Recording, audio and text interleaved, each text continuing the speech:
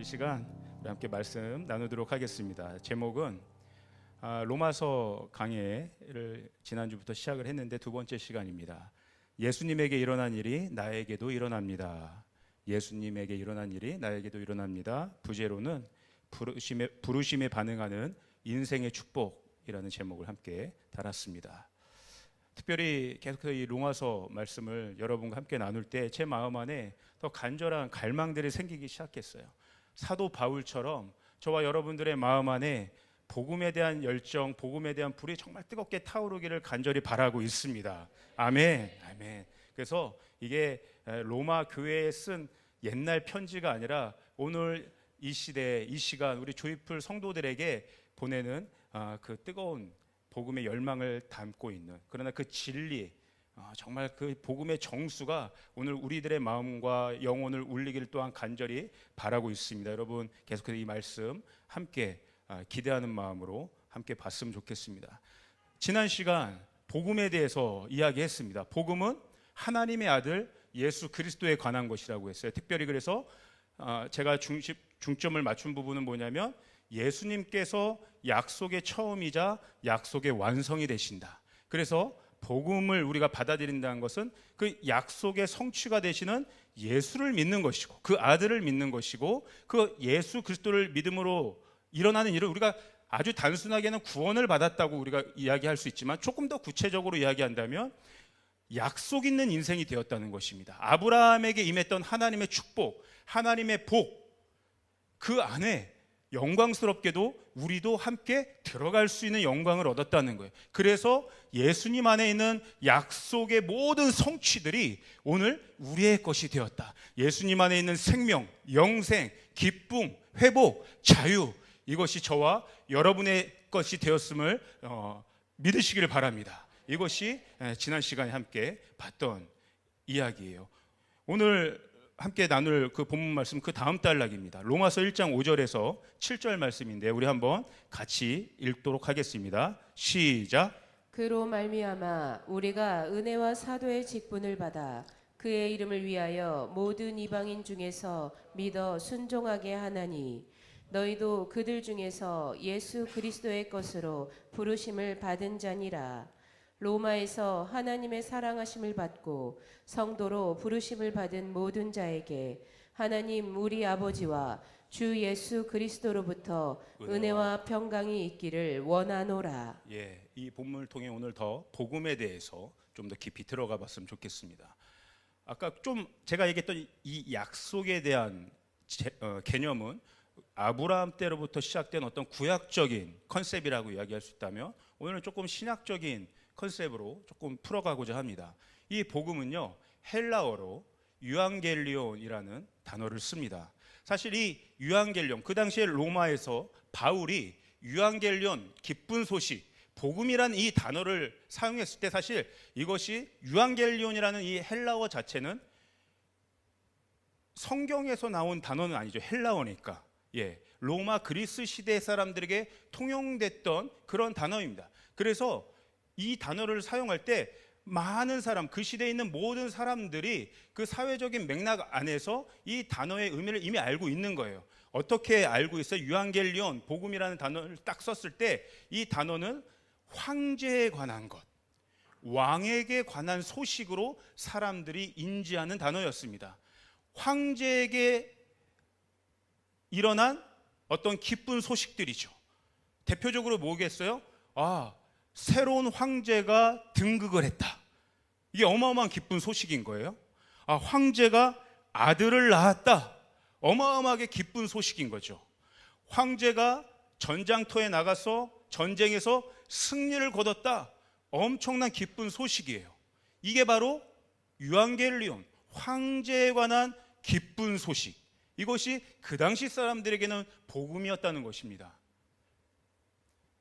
그런데 중요한 것은 이게 왜 황제에게 일어난 일이 기쁜 소식이 되냐면 황제에게만 기쁜 소식이 아니라 여러분 생각해 보세요. 황제가 곧 나라 전체라고 하는 것에 대한 개념이 있었던 시절이에요. 그래서 황제에게 일어난 일들이 황제에만 국한된 것이 아니라 누구에게도 영향을 미쳐요. 당연히 백성들에게도 영향을 미치는 겁니다. 너무나 당연하지 않겠어요? 황제가 나가서, 왕이 나가서 전쟁에서 패배했다고 생각해 보십시오. 그러면 그 나라 백성들도 그냥 패배된 거예요. 나라를 뺏기는 거예요. 포로 실세가 되는 겁니다.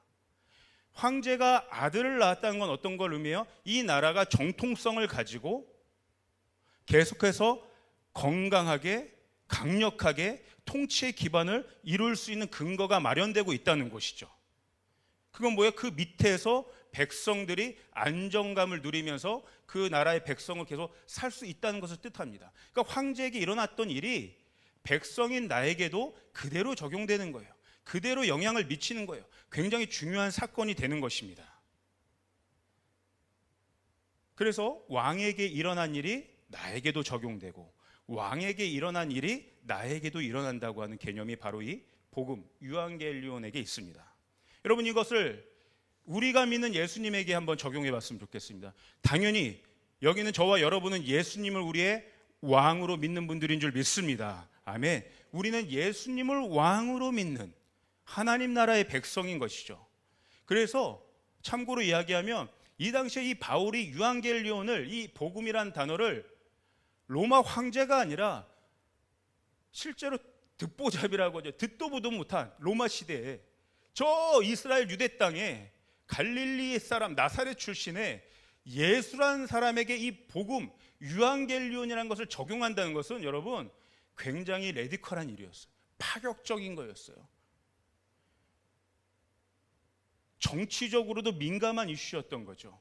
황제에게 반기를 드는, 그 제국의 시스템에 반기를 드는 그러한 행위와 같게 느껴지는 정도였어요. 어쨌든 우리에게, 지금 저와 여러분에게 기쁜 소식은 예수님을 우리가 정말 우리의 왕으로 믿는다면 우리는 이렇게 믿어야 되는 거예요. 왕이신 예수님에게 일어난 일이 나에게도 적용된다. 예수님에게, 그 왕 대신 예수님에게 일어난 일이 반드시 나에게도 일어난다. 아멘. 반드시요. 반드시 나에게 일어나는 거예요. 십자가에서 돌아가신 예수님의 죽음이 나에게도 영향을 미치는 사건이 되고, 죽음에서 살아나신 예수님의 부활도 나에게 적용되는, 나에게도 일어나는 사건이 된다는 것을 의미합니다. 그래서 사도 바울은 갈라디아서 2장 20절에 이렇게 우리가 잘 아는 말씀을 고백하고 있죠. 한번 같이 읽어볼까요? 갈라디아서 2장 20절입니다. 시작. 내가 그리스도와 함께 십자가에 못 박혔나니 그런즉 이제는 내가 사는 것이 아니요 오직 내 안에 그리스도께서 사시는 것이라. 이제 내가 육체 가운데 사는 것은 나를 사랑하사 나를 위하여 자기 자신을 버리신 하나님의 아들을 믿는 믿음 안에서 사는 것이라. 사도 바울이 정확하게 이것을 먼저는 개인의 신앙의 고백으로 일어납니다. 고백하고 있습니다. 나에게 일어난 일, 어떤 일이 일어났어? 예수의 십자가에서 죽으신 예수님의 그 사건이 나에게도 적용되었다. 나도 그 십자가에서 죽은 존재가 되었다는 거예요. 예수님이 죽음에서 부활하신 그 사건이 내게도 일어났다는 거예요. 그래서 그 부활하신 예수님이 내 안에도 계신다는 거예요. 그로 말미암아 나는 새 인생이 되었다. 새로운 관점이 생겼다. 새로운 세계관이 생겼다. 새로운 인생의 방향과 목적이 생겼다. 내가 사는 것이 아니라 내 안에 계신 주님으로 말미암아 나는 새롭게 사는 인생이 되었다. 이 엄청난 고백을, 놀라운 고백을 사도 바울이 먼저 자기가 경험한 것을 이 진리로 선포하고 있는 거예요. 이건 뭐예요? 존재적인 차원이죠. 존재적인 거. 예수님의 죽음으로부터 부활하신 새 몸, 새 생명을 얻으신 예수님이라는 그 정체성, 예수, 새롭게 창조되신 예수님의 정체성이 내게도 옷 입혀졌음을 의미하는 거예요. 그래서 여러분, 예수님이 죽으시고 부활하셨다. 그 복음의 실제가 되신 예수님을 우리가 생각하고 믿을 때 구체적으로 우리가 이제 어떻게 생각하면 좋으냐면, 예수님을 믿는다는 것은 예수님과 같은 정체성으로 이제 우리도 예수님의 길을 따라가는 인생이 되었다는 거예요. 예수님이 사신 인생을 우리도 살게 되었다는 걸 의미하는 겁니다. 여러분, 이거를 인지하셔야 돼요. 이걸 각오하셔야 돼요. 어린 양 예수님이 걸어가신 그 길이 내 인생의 앞길에도 지금 열렸다는 것을 의미하는 겁니다. 근데 이따가 보겠지만 이 인생의 길은 최종적으로 어떤 길이에요? 다스리고 통치하는 왕의 길이죠.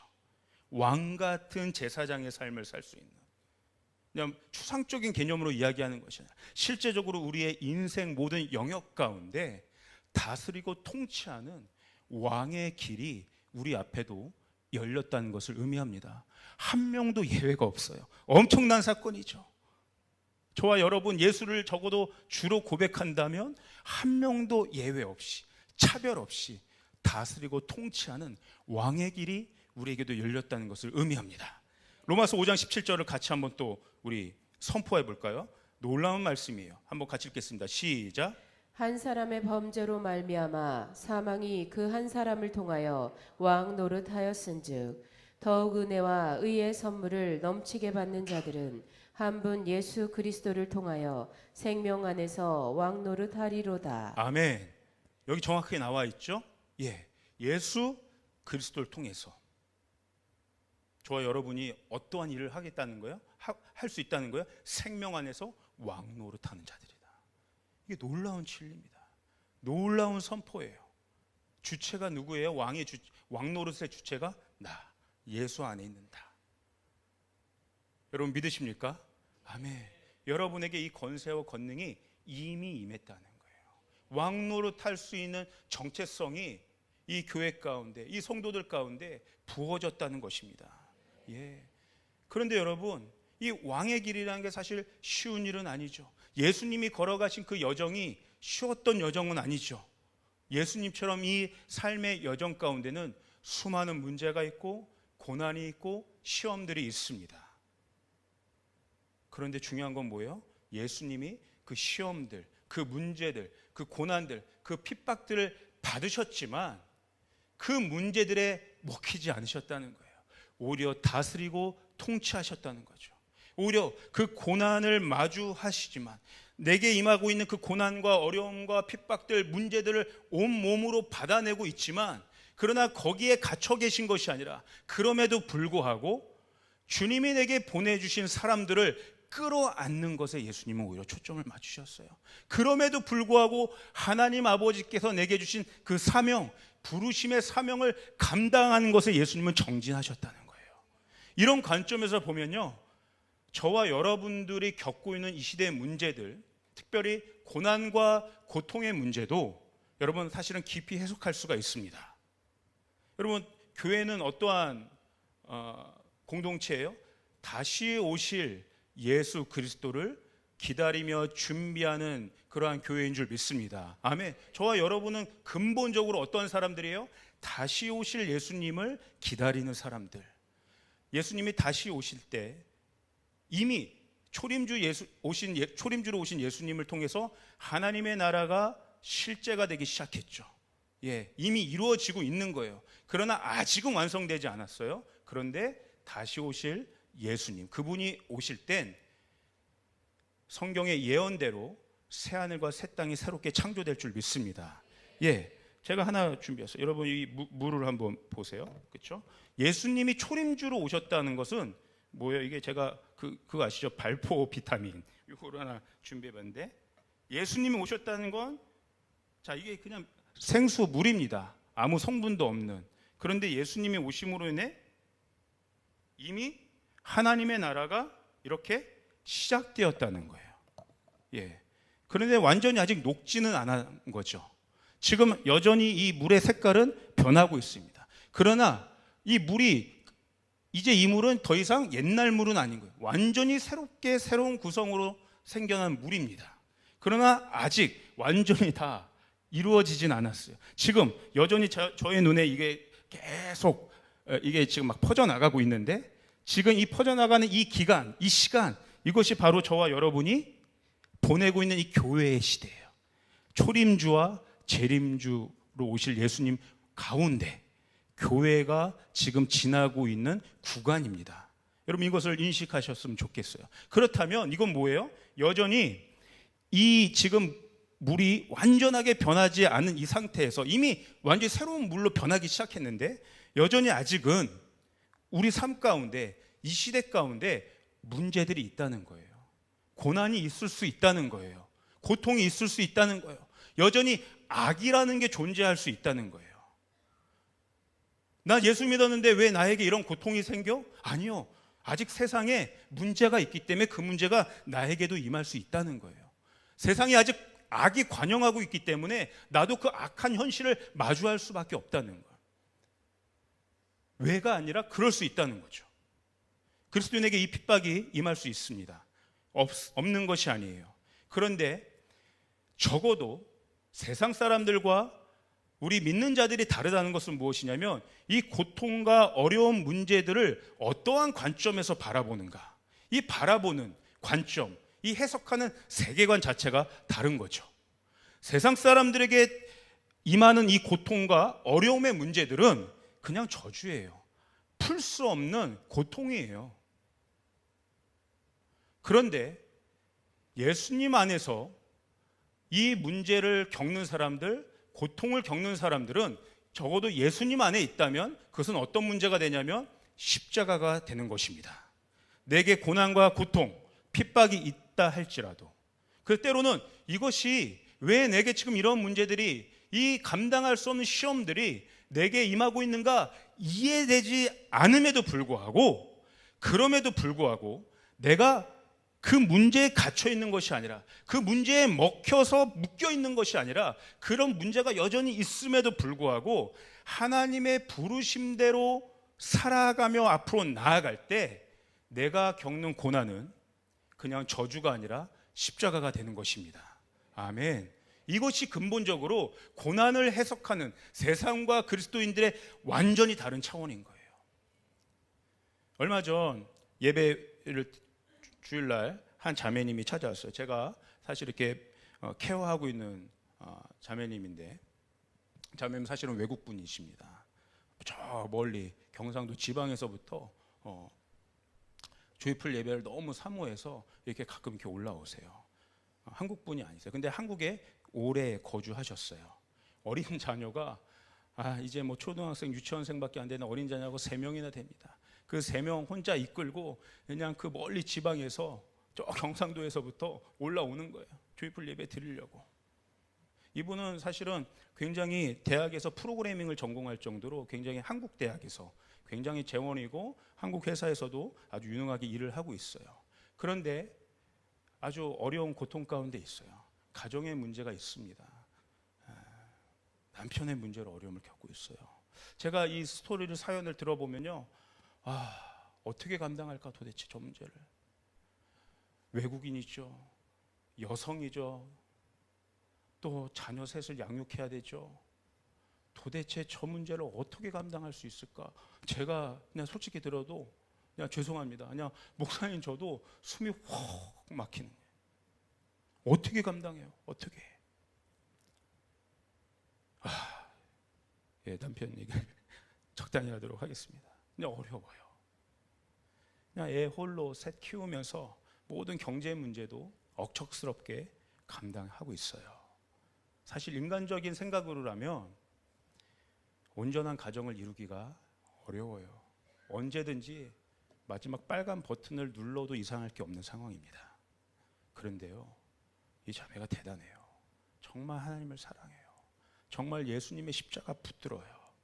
그래서 하나님의 의가, 하나님의 은혜가, 그 구원의 빛이 자신의 삶과 가정 가운데 임하기를 간절히 바라고, 그렇게 날마다 기도하며 무릎으로 나아가고 있어요. 날마다 말씀 붙들고, 날마다 온라인으로도 이 조이풀 예배 사모하며 그렇게 드리고, 그렇게 살아가고 있어요. 근데 거기서만 또 끝나는 것이 아니라 이 자매 안에 어마어마한 복음의 열정과 불타는 그 마음, 갈망들이 있어요. 이 한국 안에도 수많은 자신의 민족들이 있는 거예요. 그들에게 복음을 전하고 싶다. 그들에게 하나님의 나라가 어떠한 나라인지 알려주고 싶다. 그들을 향해 예수가 어떠한 존재, 내가 만난 예수님 누구인지 알려주고 싶다. 나와 같은 그러한 또 처지에 있는 어려움 가운데 있는 우리 동족들이 지금 너무 많은데 그들에게 소망을 주고 싶다. 그 복음에 대한 열정을 저한테 계속 얘기하는 거예요. 목사님, 저는 그렇게 살고 싶어요. 그 열정이 저에게 있어요. 처음엔 숨이 확 막혔다가도요, 이 이야기를 들으면 다시 뜨거워져요. 와, 대단하다. 정말 사명자다. 여러분, 십자가에 두 가지 차원이 있는 것 같습니다. 하나는요, 지금 내가 겪고 있는 그러한 어떤 어려움의 문제에도 불구하고 하나님이 내게 주신 그 특별한 부르심과 사명을 붙잡고 끝까지 나아가는 것이죠. 예. 이 어려움 때문에 뭘 못하는 것이 아니라 어려움에도 불구하고 하나님이 나를 불러주셨으니까, 하나님이 나에게 그 꿈을 주셨으니까, 하나님이 나에게 그 비전을 주셨으니까 그 붙잡고 나아가는 거예요. 두 번째는 조금 더 연관된 걸 수도 있지만 이런 거죠. 나에게 있는 어려움은 내 개인의 어려움이 아니라는 거예요. 내가 만약 가정 문제로 인한 어려움을 겪고 있다면 이 가정 문제는 내 개인의 문제만이 아니라 이 시대의 문제인 것이죠. 나와 같이 이 어려움을 겪고 있는 수많은 사람들이 있을 수 있다는 거죠. 오늘 내가 어떤 질병의 문제로 고통받고 있다면 이 질병으로 인한 고통은 나만 겪는 고통이 아니라고 보는 것이죠. 이러한 고통 가운데 이 질병 때문에 어려움을 겪고 있는 많은 사람들이 있을 수 있다는 걸 알게 되는 것이죠. 그 사람들 위해 나아가라고, 나와 같은 고통 가운데 있는 사람들을 위해 내가 그 사람들 향해 나아가라고 하나님 이걸 나에게 느끼게 하시는구나, 경험케 하시는구나. 이게 십자가예요. 이게 십자가. 그러한 것이 없으면, 그러한 마음이 없으면, 그 십자가에 대한 그런 인식이 없으면 내가 겪는 문제와 어려움은 그냥 고통으로 끝나는 것뿐이죠. 왜 이스라엘 백성이 걸어갔던 광야가 의미가 있습니까? 가나안이 있기 때문에 광야가 의미가 있는 거죠. 가나안이 없는 광야라면 그냥 그건 저주일 뿐입니다. 그러나 가나안이 있기 때문에 광야는 의미가 있는 것이죠. 내가 가야 될 부르심의 길들이 있기 때문에 오늘 내가 겪는 어려움의 문제들은 오히려 의미가 있을 수 있다는 거예요. 이게 십자가입니다. 여러분, 바울의 삶을 보면요, 예수님을 꼭 닮아 있어요. 예수님의 삶이 그냥 바울에게 쫙 입혀진 것 같아요. 그러니까 바울도 자신이 겪는 모든 고통의 문제들, 심지어 자신이 겪는 어떤 질병의 문제들, 또 자신이 복음을 전파하며 겪는 모든 핍박의 문제들, 개인의 차원이 아니라 세상의 고통을 품는 십자가의 차원으로 바울이 해석하고 있음을 알게 됩니다. 뭐예요? 나를 하나님의 자녀로 부르신 그 존재적인 부르심을 깨닫게 된 거예요. 내가 구원받은 존재라는 걸 알게 되는 거예요. 그리고 동시에 어떻게 자신을 인식해요? 예수 그리스도를 따르는, 날마다 이제는 예수님의 우리를 위한 십자가를 지셨듯이 나도 나에게 주어진 그 십자가를 지고 가는 제자로의 직분이 주어졌다는 사명자의 인생을 걸어가게 되는 것이에요.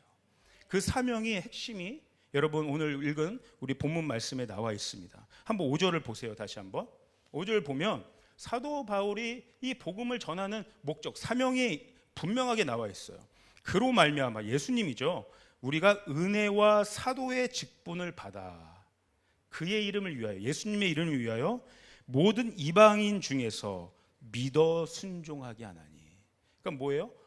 모든 이방인들로 하여금 그들에게 복음을 전해서 그들도 예수님을 믿고 순종하게 하겠다. 이것이 바울에게 주어진 하나님의 부르심, 사명이었어요. 믿어 순종한다. 이게 뭐예요? 믿음과 순종이죠. 여러분, 믿음의 본질은 충성됨이에요. 신실함. 영어로 하면 faithfulness예요. 그래서 우리가 생각할 때 이 믿음은 우리 기독교 신앙의 핵심인데, 이 믿음의 성격이 어떠한지 좀 봤으면 좋겠어요. 이 믿음은 첫 번째 관계적이에요. 관계적. 그렇죠? 아까 이 믿음 하면 그냥 조금 추상적인데 이거를 충성됨으로 좀 바꿔본다고 생각합니다. 충성, 믿음을. 관계적이라는 것들을 쉽게 알 수 있습니다. 충성됨은 뭐예요? 충성할 대상이 있는 것이죠. 예수님을 나의 주님, 나의 로드, 나의 주님으로 충성하는 대상으로 섬기는 거예요. 하나님을 나의 아버지로 믿는 것이죠. 그러니까 여러분 뭐예요? 우리가 믿음 생각할 때 관계가 형성되지 않은 믿음은 온전한 믿음이라고 될 수 없어요. 아까 충성, 내가 나의 주군을, 나의 주님을 당연히 충성되이 섬기는 관계가, 주종 관계가 확실해야 되는데 이 관계가 형성되어 있지 않다면 그 충성도는 약할 수밖에 없다는 거예요. 그러니까 여러분 뭐예요? 내가 예수님을 믿는다는 것은 예수님과의 관계로 들어가기로 작정했다는 걸 의미해요. 여러분 예수님 믿으십니까? 아멘. 그러면 여러분의 마음 가운데 내가 예수님과의 관계로 들어가기로 작정했다, 그렇게 생각하셔야 된다는 거예요. 여러분 기복신앙이 무엇이에요? 기복신앙. 기복신앙은 바로 이거예요. 예수님과 관계가 없는 신앙을 기복신앙이라고 하는 거예요. 여러분 병 고쳐달라는 것이 기복신앙이 아닙니다. 잘 구분하세요. 병 고쳐달라는 것이 기복신앙이 아니에요. 여러분 자녀니까, 주님을 따르는 자녀니까 당연히 병 고쳐달라고 이야기할 수 있는 것 아니겠습니까? 문제는 뭐예요? 핵심은 예수님과 관계가 없는 상태에서 병 고쳐달라는 게 기복신앙인 거죠.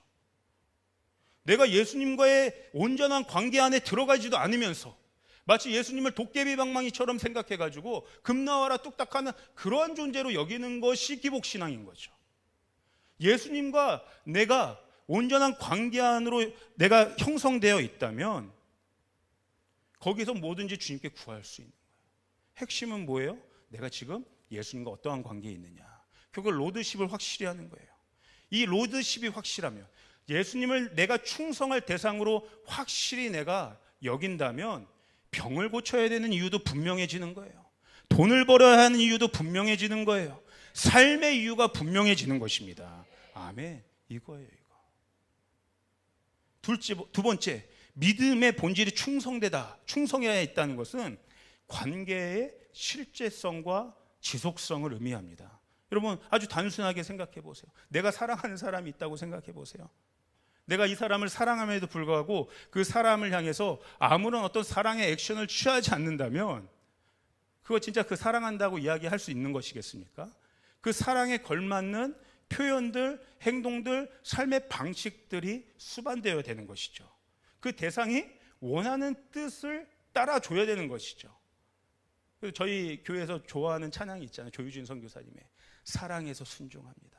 내가 주님을 사랑한다는데 그냥 말로만 하는 사랑이 아니라 진짜 주님을 사랑하니까 주님의 말씀에 내가 순종한다, 이거죠. 이게 실제성이에요. 실제성. 그래서 믿어 순종한다는 의미는 여러분 단순하게 생각하면 믿기 때문에 내가 순종한다, 이런 뜻이 있는 것이죠.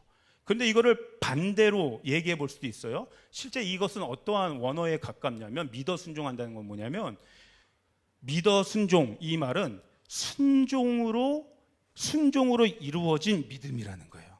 믿음을 딱 이렇게 까놓고 보니까 어떠한 구성 성분으로 되어 있는 거예요? 순종이라는 구성 성분이 모아져 있다는 거예요. 아브라함을 보세요, 여러분. 순종으로 그의 믿음이 이루어진 거죠. 우리가 아브라함을 믿음의 아버지라고 부르는데 그의 삶을 딱 열어보니까 순종의 조각들로 만들어져 있다는 거예요. 그래서 이 순종의 조각들이 하나의 믿음이라는 덩어리로 형성되었다는 거예요. 우리가 아브라함을 믿음의 아버지로 보니까 그의 삶이 순종으로 구성되어 있다는 것들을 보는 것처럼, 또 조각조각들로, 아브라함의 순종의 조각조각들로 보니까 이게 결국 그의 믿음이었구나, 이렇게 알 수 있게 되는 거예요. 여러분, 예수님이요 하나님 아버지께 대하여 믿어 순종하셨습니다. 아멘. 아멘. 하나님과 예수님의 관계가 충성됨의 관계였죠. 아들과 자녀의 관계, 아버지와 아들의 관계였죠. 하나가 된 관계였어요. 관계성이라고 얘기했어요. 그리고 예수님은 그 하나님 아버지에 대한 충성됨을 자신의 죽음으로 실제화시켰죠. 그리고 그 사명을 이루기까지 포기하지 않고 지속적으로 충성을 다해 끝까지 가셨죠. 믿어 순종해 하셨던 그 표본은 바로 예수 그리스도예요. 여러분 믿으시길 바랍니다. 한번 또 보세요. 이 말씀에 대한 게 로마서 5장 19절의 말씀이에요.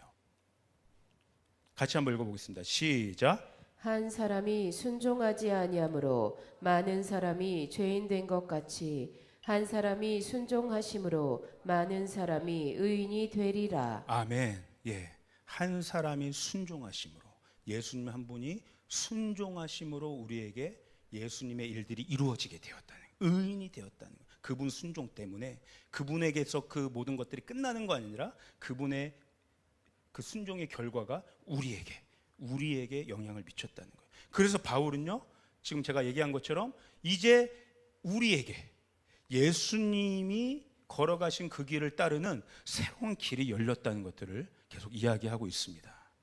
그래서 믿어 순종할 때 한번 다시 5절을 보세요. 5절을 보시면 그의 이름을 위하여, 이렇게 그의 이름을 위하여 모든 이방인 중에 믿어 순종하게 하나니, 그의 이름 누구예요? 예수님의 이름을 위한 것이라는 거예요. 우리가 믿어 순종하는 삶을 살아갈 때 마지막 결정적으로 일어나는 어마어마한 사건이 있어요. 뭐예요? 예수님의 이름이 높여지신다는 거예요.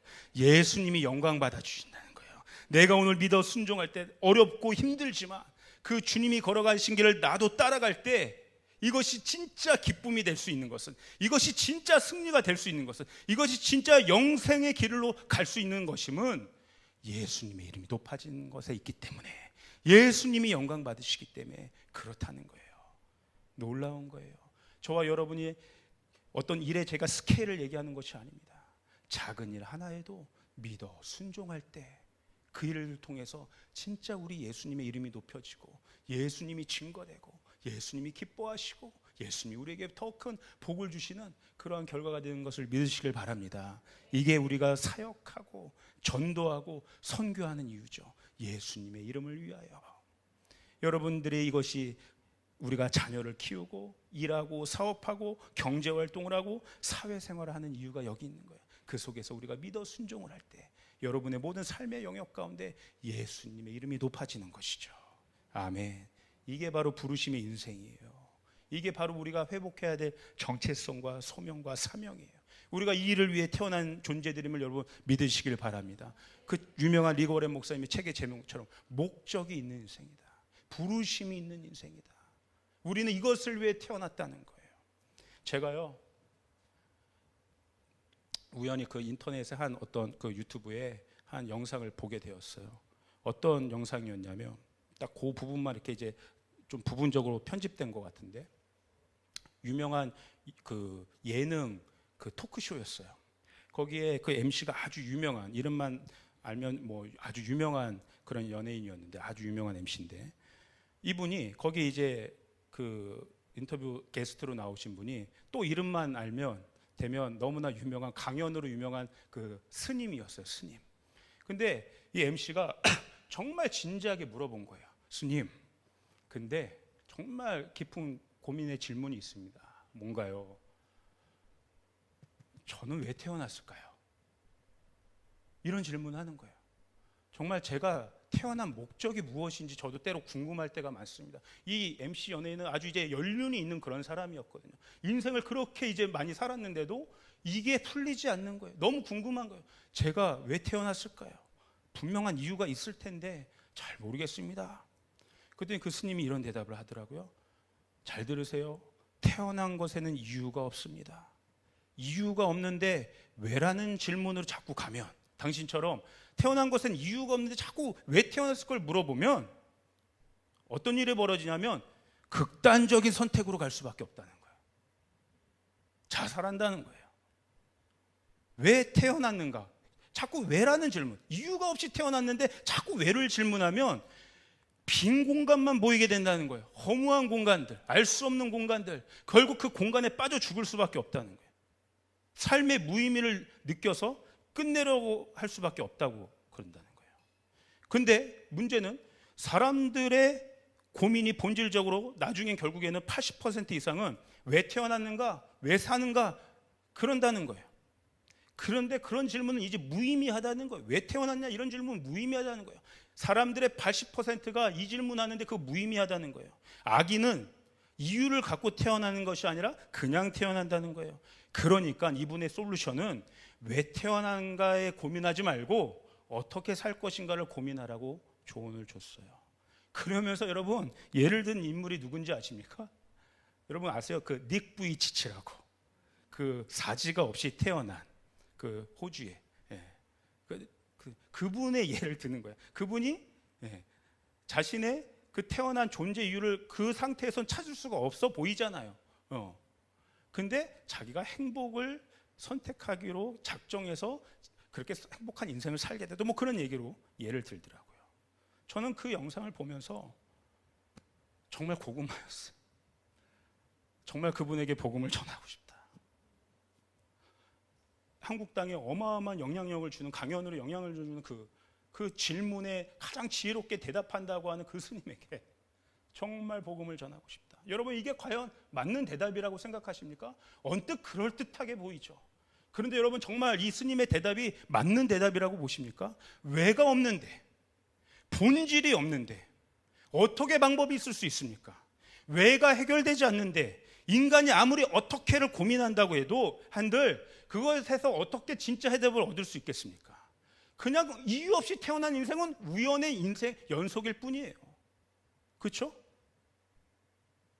벌레가 지나가는 거 우리가 그냥 죽이는 게 아무렇지도 않고 그냥 우연으로 밟아 죽인 것처럼 우리가 그냥 살다가 그냥 죽어도 그냥 그럴 수 있는 거예요. 왜? 이유 없이 태어났으니까 이유 없이 죽어도 그거는 괜찮은 거예요. 이게 진화론적인 사고죠. 요즘에 다시 영화관에서 그 에일리언 시리즈를 다시 하더라고요. 예, 화제가 됩니다. 사실 이 에일리언 그 흉악한 외계인이 나오는 그런 외계 존재가 나오는 그런 영화잖아요. 사실 이 영화의 프리퀄이라고 하죠. 이 영화의 스토리, 이 에일리언이라고 하는 외계 생명체가 어떻게 지구인들을 공격하는지 그것의 근본이 되는 어떤 스토리를 프리퀄이라고 합니다.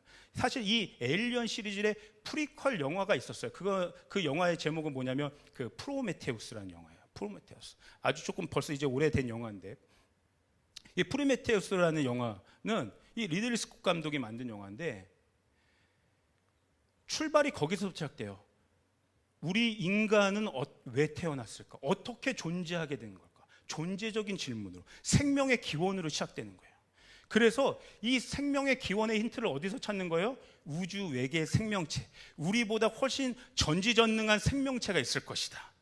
그 어딘가에 우리를 창조한 그 전지전능한 외계인이 있을 것이라고 이 주인공 일행이 그 생명체를 찾아 떠나는 여정을 담은 게 그 영화의 내용이에요. 그래가지고 드디어 진짜 찾았어요. 그 어마어마한 외계 문명을 찾았어요. 그리고 외계 생명체를 찾았어요. 와, 그리고 그 인간들이 그 외계 존재 앞에서 워십하려고 준비를 다 하고 있어요. 경배하려고. 우리의 창조자시여, 우리보다 훨씬 더 앞선 문명을 갖고 있는 거예요. 근데 그 영화는 너무 허무합니다. 그 외계 생명체가 그렇게 그들을 찾아 나온 그 인간들을 한 방에 죽여버려요.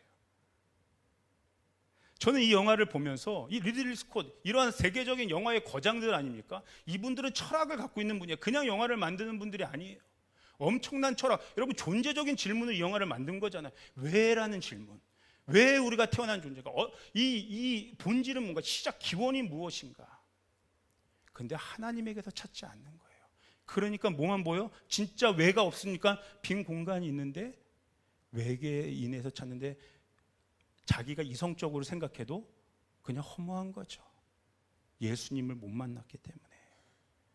그 세상 사람들의 끝은 정말 빈 공간, 빈 공간. 근데 여러분, 이걸 믿으셨으면 좋겠어요? 예수님은 우리에게 왜를 해결해 주시기 위해 오신 분입니다. 우리는 본래 부르심이 있는 존재다. 창세 전부터 하나님이 우리를 택하시고 우리를 창조하시고 이 땅 가운데 우리를 보내주신 하나님의 원대한 목적이 있는 존재가 바로 우리들이다. 예수님을 통해서 그 부르심이 다시 명확해진 것이고 그 부르심이 회복된 것이에요. 예수님은 그 빈 공간, 인간이 채워놓을 수 없는 그 빈 공간을 채워주기 오셨어요.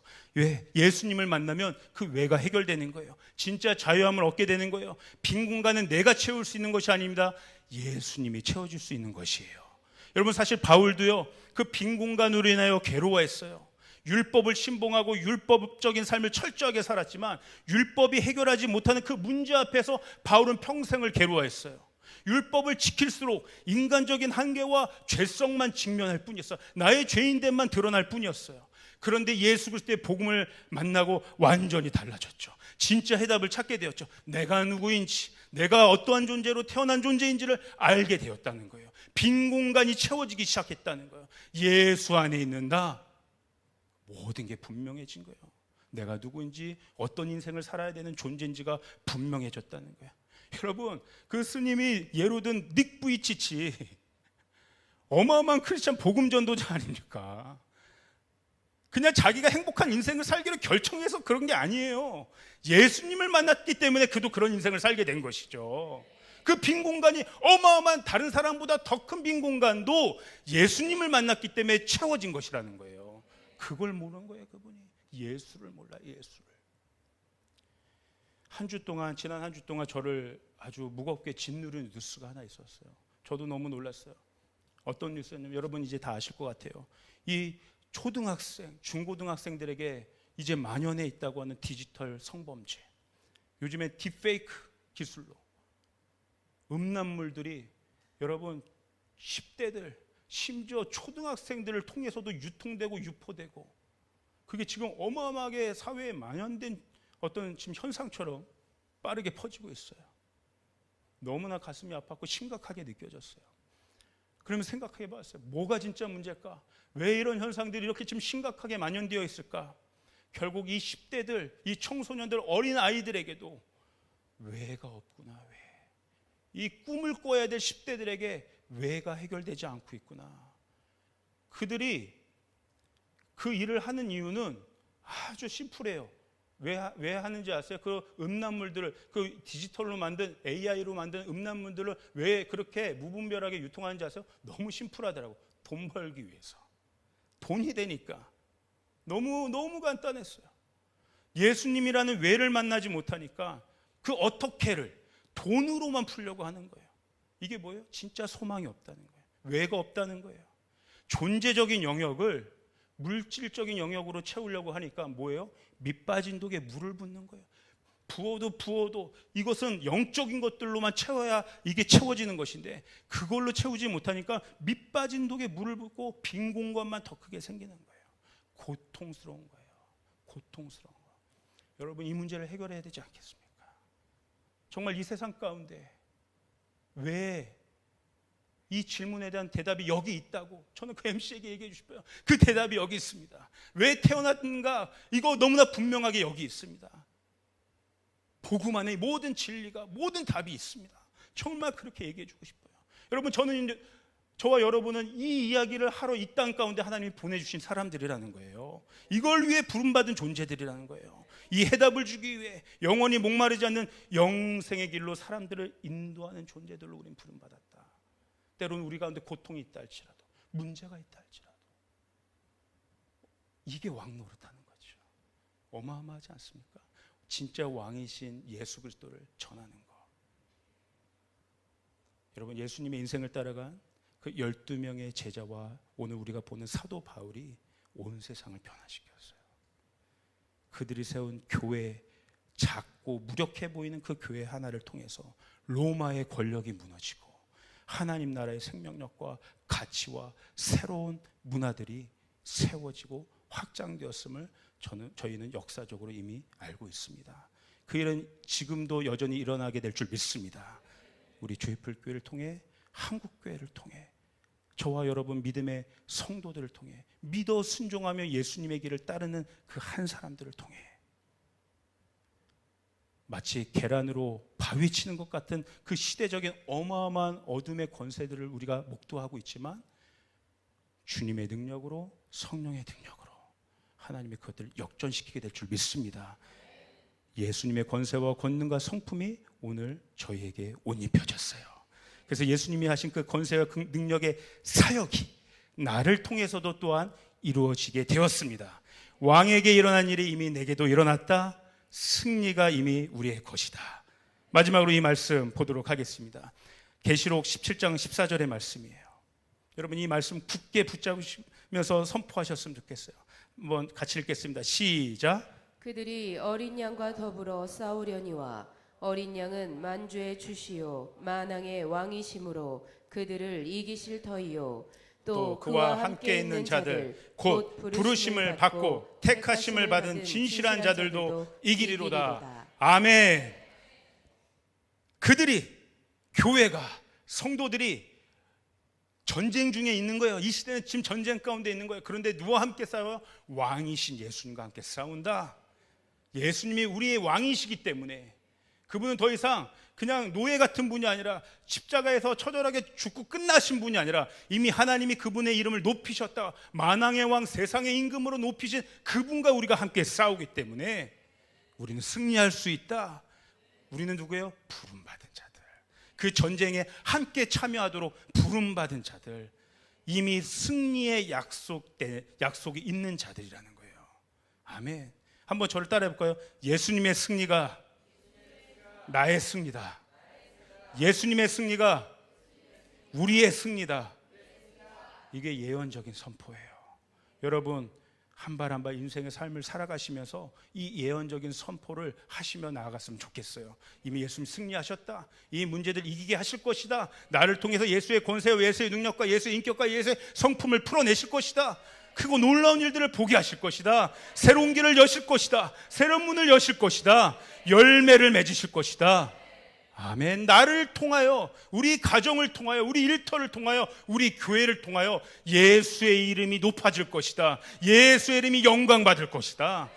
이 예언적인 믿음, 예언적인 선포가 오늘 저와 여러분 가운데 너무나 필요하다고 저는 확신합니다. 여러분, 신앙은 반응하는 것입니다. 왕의 소식에 반응하는 것입니다. 왕의 소식을 따라 함께 움직이는 거예요. 왕이 출정식을 나가는데 혼자 우두커니 있으면 그건 아무것도 아닌 것이에요. 왕이 이미 승리를 안고 들어오고 그 승리의 소식이 이미 온 열방의 온 민족 가운데 선포되었는데 나만 저 골방에 처박혀가지고 어두컴컴한 데 처박혀서 그 소식을 듣고 있지 못한다면, 그래서 그 소식에 아무런 반응도 하지 못한다면 그것은 가장 불행한 인생이 될 거예요. 신앙은 왕의 소식, 예수님에게 일어난 일에 반응하는 것인 줄 믿습니다. 반응하는 나를 통해 내 안에서 역사하시는 왕의 권세와 권능으로 세상을 다스리게 될 거예요. 왕 노릇하게 될 거예요. 여러분의 가정과 다음 세대와 정치와 경제와 교육과 미디어와 모든 재정의 영역 가운데 예수님의 이름이 높아지는 일들이 일어나게 될 줄 믿습니다. 우리 예배팀 나오셨으면 좋겠어요. 제가 한번 이 말씀 시간에도 실명은 거론하지 않았지만 어떤 한 청년의 예를 든 적이 있었는데, 또 우리 이번에 청년부 수련회 때도 이 청년 자매가 간증을 하게 되었어요. 정말 말할 수 없는 10대 고통스러운 시절을 보내면서 가정에서의 아픔도 겪고 정말 우울하고 꿈도 없고 비전도 없고 하나님이 살아계신 것 같지도 않고 그냥 의심투성인 자신의 인생 가운데, 그러나 정말 하나님의 강권적인 은혜로 하나님이 준비하신 그 부르심의 은혜를 통해서 이 자매가 주님을 깊이 만나게 되었어요. 예수 그리스도를 만나게 되었어요. 자신의 그 어려웠던 10대 청소년의 시간들, 또 20살 넘어서의 그 시간들도 오히려 다 해석이 되었어요. 실타래가 풀려지기 시작했어요. 와, 내가 부름받은 존재였구나. 하나님이 나를 택하셨었구나. 그 시간들 속에서도 하나님이 나와 함께 하셨구나. 하나님이 나를 사랑하셨구나. 오히려 내가 하나님 앞에 범죄한 인간이었는데 그것도 깨달아진 거야. 처음엔 자기는 아무런 잘못이 한 거에 없는 것 같았는데 내가 하나님께 얼마나 죄인된 존재였는지도 깨닫게 된 거예요. 그럼에도 불구하고 하나님은 나의 죄를 간과하셨고 나의 작은 신음들을, 그 고통의 소리를 듣고 계셨구나. 그러면서 주님을 깊이 만났어요. 그러면서 동시에 어떤 일이 벌어졌어요? 부르심이 무엇인지 명확하게 알게 된 거예요. 와, 내 인생은 주님을 위해 살아가는 인생이구나. 주님을 높이는 인생이 되었으면 좋겠다. 그래서 이 친구가 전공하는 게 무대 연출이에요. 무대 연출. 무대를 제작하고 감독하고 꾸미는. 와, 세상의 무대가 아니라 하나님을 높이는 최고의 월십 무대를 만들고 싶다. 최고의 월십 무대를 만들고 싶다. 그 꿈이 막 부어진 거예요. 그러니까 만나는 사람마다 내가 변화되었습니다. 나는 하나님께 이런 부름을 받은 존재예요. 목사님, 저는 이런 꿈을 꾸고 있어요. 최고의 워십 무대를 만들고 싶어요. 하나님께 영광을 돌리는 최고의 워십 무대를 만들고 싶어요. 나와 같은 사람들을 위해서 하나님을 만나게 한 그런 존재들이 너무나 많은데, 나 같은 사람들 너무 많은데 그 예배를 통하여 이 친구들도 변화받게 하고 싶어요. 와, 놀랍지 않습니까? 부르심이 명확해진 거예요. 근데 제가 이 이야기를 하려는 거는 다른 데 있어요. 그 꿈이 이렇게 부르심의 큰 꿈이, 아까 바울도 큰 꿈이 있죠. 모든 이방인에 대한 바울의 비전이 생긴 거예요. 모든 열방과 민족을 향해 그들로 하여금 예수의 길을 따르는 제자들 만들고 싶다.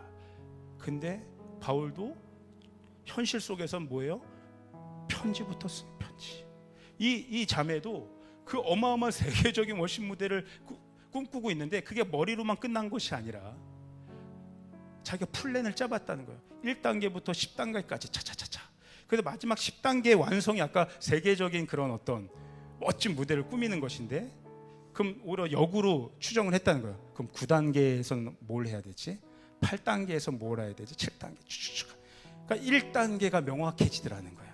뭐예요? 내가 지금 할 수 있는 것, 내가 지금 할 수 있는 것부터 하자.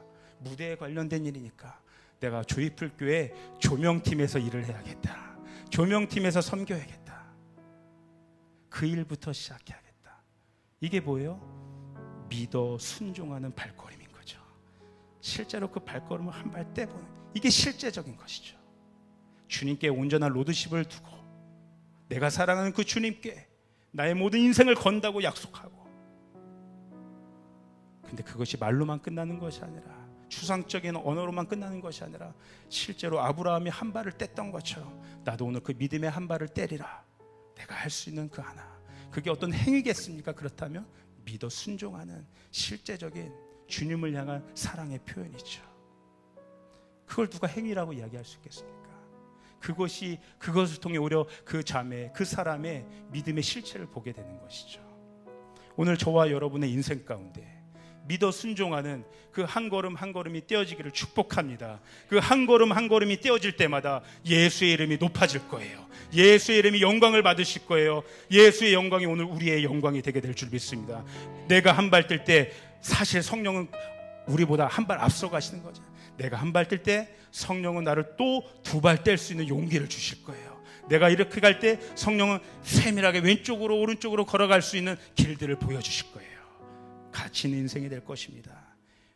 그럴 때 오늘 사도 바울이 마지막 7절에 어떻게 부르심 받은 자들을 축복하고 있어요? 한번 7절 보세요. 하나님의, 로마에서 하나님의 사랑을 받고 성도로 부르심을 받은 모든 자에게, 부르심을 받은 모든 자에게, 그냥이 아니에요. 부르심 받은 자에게 하나님 우리 아버지와 주 예수 그리스도로부터 은혜와 평강이 있기를 원하노라. 바울이 할 수 있는 최고의 블레싱을 하고 있는 거예요. 은혜와 평강이라는 단어가 이제는 우리에게 너무나 익숙한 단어가 됐지만, 여러분, 이것은 우리가 사용할 수 있는 가장 큰 축복의 단어인 줄 믿습니다. 하나님이 우리에게 주시는 가장 큰 축복의 단어인 줄 믿습니다. 은혜와 평강만 있다면 우리가 어떠한 일도 다 감당하게 될 인생이 될 줄 믿어요. 하나님의 은혜가 전부입니다. 하나님의 은혜 하나면 됩니다. 하나님이 주실 평강 하나면 세상의 큰 풍파와 모진 고난과 고통이 있다 할지라도 하나님이 우리에게 주신 그 샬롬으로 인하여 우리는 한 발을 뗄 수 있게 되는 거예요. 사도 바울은 이것을 위하여 간절히 중보하는 거예요. 주님, 로마에서 어렵게 살아가고 있는 저 로마 시대의 로마 제국에 맞서서 주님을 향해 로드십을 세워나가고 있는 저 로마 성도들에게 하나님의 은혜와 평강을 내려 주시옵소서. 복음을 담대하게 전하며 살아가는 저 로마 교회 가운데 하늘로부터 내려오는 어마어마한 하나님의 은혜를 내려 주시옵소서. 세상 임금이 줄 수 없는 평강, 그 전쟁으로는 해결할 수 없는 샬롬의 평강을 하나님이 허락하여 주시옵소서. 보호하여 주시옵소서. 부흥이 있을지어다. 로마 교회 가운데 부흥이 있을지어다. 그렇게 축복하고 있는 거예요. 오늘 이 동일한 은혜와 평강이 오늘 저와 여러분이 조이풀 교회 가운데 가득 넘치기를 축복합니다. 하나님, 어려운 순간과 문제와 고통에도 불구하고 하나님께 온전히 주권을 높여드리며 하나님만을 섬기고 부르심의 발걸음을 떼어가는 모든 조이풀 성도들 가운데 하나님 크신 은혜를 부어주셔서, 갑절의 은혜를 부어주셔서, 너무나 어렵고 마음 하나로 주체할 수 없는 삶의 실제적인 문제들 앞에 이 문제들을 감당할 수 있는 하늘의 샬롬을 허락하여 주셔서, 마음의 평강을 허락하여 주셔서, 마음과 생각을 지켜보아여 주셔서, 우리의 모든 인생의 문설주 위에 어린 양 예수 그리스도의 보혈을 뿌려주셔서 악하고 약한 것들이 조금도 틈타지 않게 하여 주셔서 은혜와 평강, 내 삶에 부흥이 있을지어다. 우리 가문 가운데 부흥이 있을지어다. 우리 일터와 우리 영역 가운데, 우리 교회 가운데, 모든 열방 가운데 부흥이 있을지어다. 이 최고의 축복의 권세가 이 교회에 주어졌다는 거예요. 우리는 그 하나님의 은혜와 평강의 복을 받은 축복된 인생을 살아가는 자들인 줄 믿습니다. 그리고 또한 바울처럼 세상을 향하여 그 부르심의 소망 가운데 우리가 나아가며 세상을 향하여 하나님의 은혜와 평강을 선포하는 특권이 이 교회와 성도들 가운데 있는 줄도 믿습니다. 일주일 동안 또 여러분 살아가시면서 믿어 순종하는 발걸음들 한 걸음 한 걸음 떼면서 예수님의 승리를 예언적으로 선포하면서 여러분 그렇게 주님의 이름을 높이는 그 예배하는 삶을 또한 한 주간 살아가시기를 축복드립니다. 우리 주님께 영광의 박수 드리도록 하겠습니다.